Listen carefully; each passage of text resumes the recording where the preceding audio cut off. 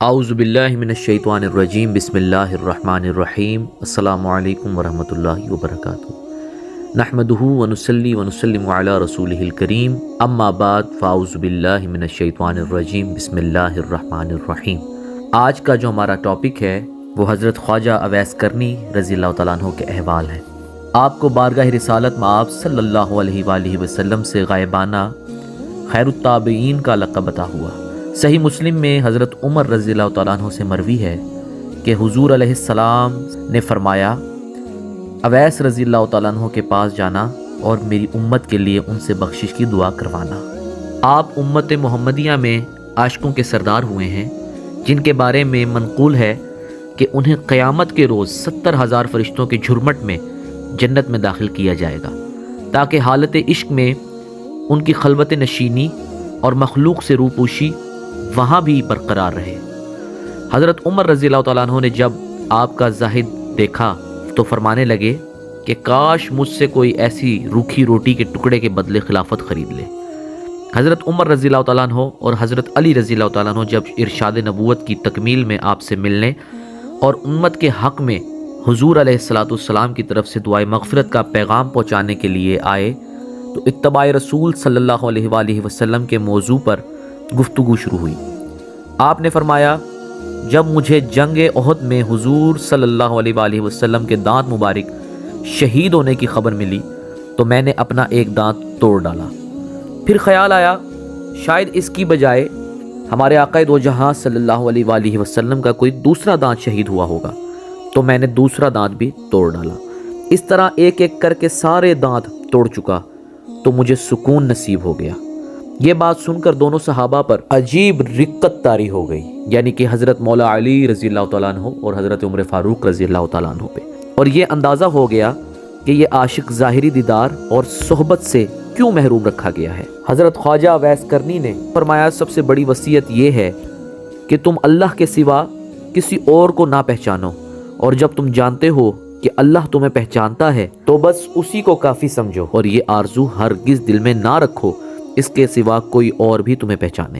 آپ رضی اللہ تعالیٰ عنہ نے حضرت عمر فاروق رضی اللہ تعالیٰ عنہ اور حضرت مولا علی رضی اللہ تعالیٰ عنہ سے ملاقات کے بعد کہا اب آپ واپس تشریف لے جائیں، قیامت قریب ہے، میں اس کے لیے کچھ تیاری کر لوں۔ وہاں ایک ایسا دیدار نصیب ہونے والا ہے جس سے پھر کبھی محرومی نہیں ہوگی۔ حضرت خواجہ اویس کرنی رضی اللہ تعالیٰ عنہ کی رقت کا یہ عالم تھا کہ حضرت ہرم بن حیان رحمۃ اللہ علیہ حاضر خدمت ہوئے اور کچھ نصیحت فرمانے کے لیے بہت اصرار کے بعد آمادہ ہوئے۔ آپ نے ان کا ہاتھ پکڑ کر کہا اعوذ باللہ السمیع العلیم من الشیطان الرجیم۔ یہ پڑھا اور چیخ مار کر گر پڑے۔ ہوش میں آئے تو فرمانے لگے میرے رب کا ذکر بہت بلند ہے، سب سے زیادہ حق اس کا قول ہے اور سب سے اچھا اسی کا کلام ہے۔ پھر مفید کلمات فکر آخرت کی نسبت تلقین فرمانے لگے۔ حضرت عمر رضی اللہ تعالیٰ عنہ نے دوران ملاقات آپ کی ظاہری حالت انتہائی خستہ دیکھ کر خواہش کی کہ آپ ذرا اسی جگہ پر ٹھہریں، میں آپ کے لیے کچھ سامان لے آتا ہوں۔ آپ رضی اللہ تعالیٰ عنہ نے جیب سے 2 درہم نکال کر دکھائے اور کہا یہ اونٹ چرانے کا معاوضہ ہے، اگر آپ یہ ضمانت دے دیں کہ یہ درہم خرچ ہونے سے پہلے میری موت نہیں آئے گی تو پھر جو آپ کا جی چاہے لے آئیں، ورنہ یہ 2 درہم میرے لیے کافی ہیں۔ آپ نے فرمایا السلام فی الوحدہ، یعنی تنہائی میں سلامتی ہے۔ جس کا دل اللہ کے لیے مخلوق کی محبت سے خالی اور دنیاوی خواہشات کے ہجوم سے تنہا ہو جائے وہ مخلوق کی آفتوں سے محفوظ رہتا ہے اور غیر کے اندیشہ اور فکر سے بھی بے نیاز رہتا ہے۔ جسے حقیقی خلوت مل جائے اور تنہائی کی عادت نصیب ہو جائے وہ لوگوں کی مجلس میں بیٹھا ہو تب بھی اس کی تنہائی میں خلل واقع نہیں ہوتا، اور جو مخلوق کے خیال اور محبت میں محو ہو وہ خلوت میں بھی فارغ نہیں ہوتا۔ اس لیے آپ نے فرمایا علیک بالقلب، اپنے دل کی حفاظت کر۔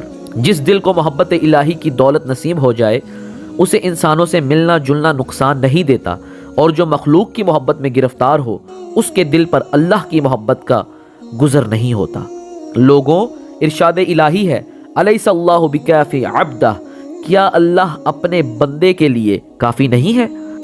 حضرت خواجہ اویس کرنی رضی اللہ تعالیٰ عنہ کی عشق و محبت کا یہ حال تھا کہ دیوانوں کی طرح گلیوں میں ننگے پاؤں چلتے تھے، پریشان اور خستہ حال دیکھ کر لڑکے مجنوں سمجھتے اور پتھر مارتے جن سے خون بہنے لگتا۔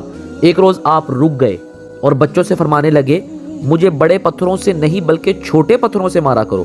ان لڑکوں میں سے کسی نے کہا، اویس رضی اللہ تعالیٰ عنہ، کیا تیرے دعوی عشق کی یہی حقیقت ہے کہ بڑے پتھروں کی تکلیف سے خوفزدہ ہو گئے؟ آپ یہ سن کر فرمانے لگے، میں بڑے پتھروں سے نہیں ڈرتا، بلکہ بات یہ ہے کہ ان سے خون بہنے لگتا ہے اور وضو ٹوٹ جاتا ہے، اور میں بے وضو یاد الہی نہیں کر سکتا۔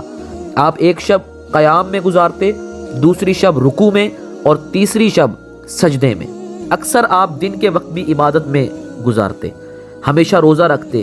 جب افطار کے لیے کچھ میسر نہ ہوتا تو کھجور کی گٹھلیاں چن کر بیچتے اور ان کی قیمت سے چند لقموں کا سامان لے آتے۔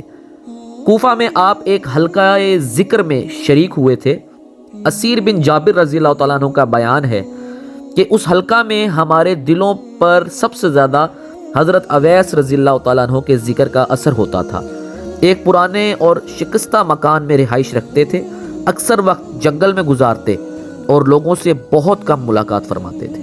اللہ پاک سے دعا ہے اللہ پاک ہمیں حضرت خواجہ اویس کرنی رضی اللہ تعالیٰ عنہ جیسی محبت عطا فرمائے اور ہمیں آقا دو جہاں صلی اللہ علیہ وآلہ وسلم کے ہر فرمان پر عمل کرنے کی توفیق عطا فرمائے اور ہمیں آخرت کی تیاری کرنے کی توفیق عطا فرمائے۔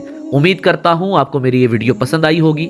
اگر آپ کو میری ویڈیو پسند آئی ہے تو ہمارے اس چینل کو سبسکرائب کیجئے، ہماری اس ویڈیو پہ کمنٹس کیجئے اور زیادہ سے زیادہ شیئر کیجئے، اور ہاں بیل آئیکن پر ضرور پریس کیجئے گا تاکہ ہر نئی آنے والی ویڈیو آپ تک بآسانی پہنچ سکے۔